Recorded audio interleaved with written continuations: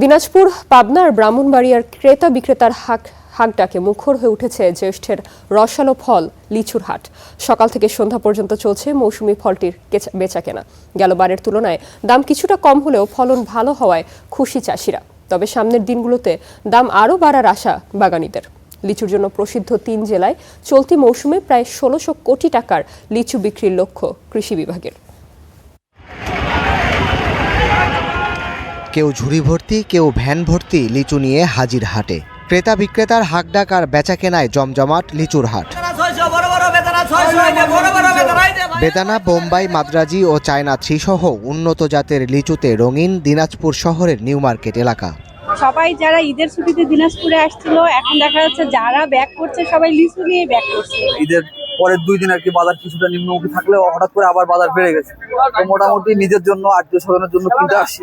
তবে ঈদের ছুটিতে বাইরে থেকে পাইকার না আসা এবং কুরিয়ার সার্ভিস বন্ধ থাকায় লিচুর দাম কমের অভিযোগ ব্যবসায়ীদের। চায়না 3 মনে করেন নিতে গেলে 9,000, 9,500 টাকা হাজার পড়তেছে। বোম্বাই নিতে গেলে 4,500, 5,000 টাকা হাজার পড়তেছে। বাগানিরা হয়তো লিচু ভাঙছে না। 2 দিন মানে 3 দিন যাবত, ঈদের পরের দিন থেকে 3 দিন যাবত তারা লিচুর দাম পায়নি।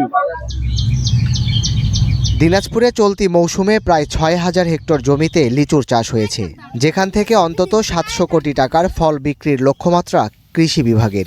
আমরা কৃষি বিভাগ সহ আমরা হর্টিকালচার সেন্টারে আমরা কৃষকদেরকে এখন যে লিচুটি আছে সেটি মানে বাজারের কৃষক আমাদের যারা ক্রেতা আছে তারা যেন ভালোভাবে কিনতে পারে, সেজন্য আমাদের যে কৃষি বিষয়ক যে পরামর্শগুলো এখন রোগবালাই থেকে শুরু করে পোকামাকড় এগুলো আমরা সার্বিক পরামর্শ দিয়ে যাচ্ছি।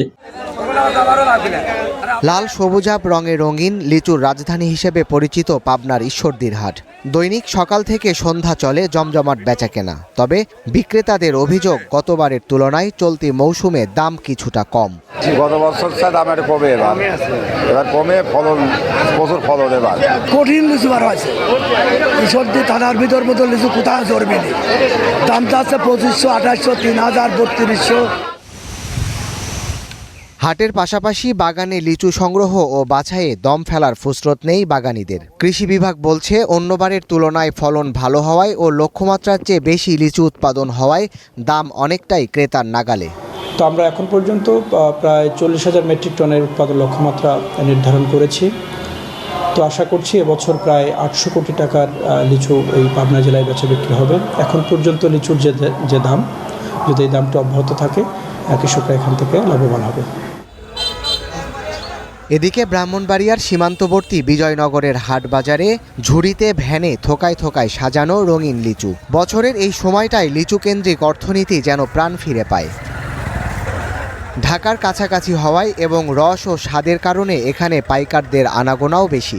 প্রত্যেকদিন সকালে ম্যাক্সিমাম প্রায় 2 থেকে 3 কোটি টাকার লিচু বিক্রি হয় আমাদের এই আউলিয়া বাজারে। ভৈরব, এদিকে আশুগঞ্জ, তারপরে কুমিল্লা, ফেনী, শ্রীমঙ্গল, বিভিন্ন জায়গা থেকে আসে। বাংলাদেশের ভিতরে যত মাল আছে, লিচু বাজার, আউলিয়া বাজার সবচেয়ে ভালো বাজার। স্বল্প সময়ের জন্য বাজারে আসা রসালো এই ফলটি মিলবে চলতি মাস পর্যন্ত। মাসখানেকের বেচাকেনায় দিনাজপুর, পাবনা ও ব্রাহ্মণবাড়িয়া মিলিয়ে বাণিজ্য হবে অন্তত ১৬০০ কোটি টাকার।